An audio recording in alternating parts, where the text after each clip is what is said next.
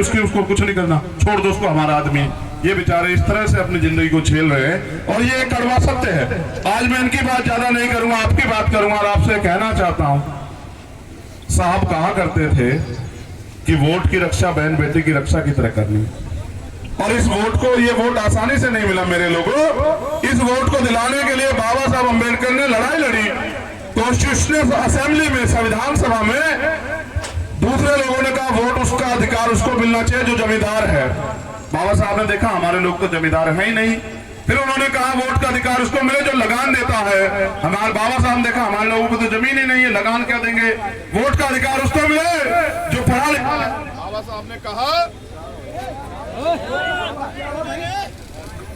कोई बात नहीं, माइक तुमको दे दे। नहीं, माइक तुमको कहां दे दे यार, है दूसरे वाला दे दो हमें।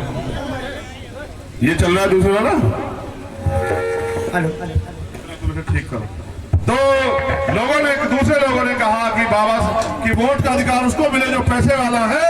बाबा साहब ने कहा मेरे लोगों पे तो मकान भी नहीं है, पैसे वाले कैसे हो सकते हैं। दूसरे लोगों ने कहा वोट का अधिकार उसको मिले जो पढ़ा लिखा है। बाबा साहब ने कहा अभी तो मेरे लोगों को पढ़ने का सही अधिकार भी नहीं मिला। तो बाबा साहब ने कहा ये कोई लोकतंत्र नहीं हो सकता। लोकतंत्र तब होगा जब देश के हर व्यक्ति को, जो बालिग है, महिला हो या पुरुष, उसको वोट देने का अधिकार मिले।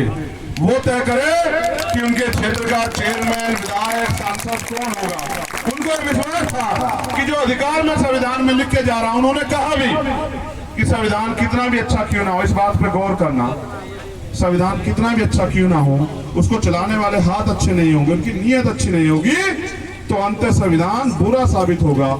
जिनके पास सरकार की ताकत है वो हमें देना नहीं चाहते, और हम लोगों ने ये तय कर लिया है कि अब ये गुलामी बेबसी की जिंदगी हम जीना नहीं चाहते।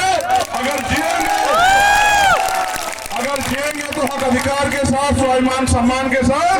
गुलामों जैसी जिंदगी बाबा साहब ने हमें नहीं सिखाया जीना। हम लड़ेंगे, संघर्ष करेंगे और अपनी लड़ाई को जारी रखेंगे, हम परिवर्तन करके दिखाएंगे।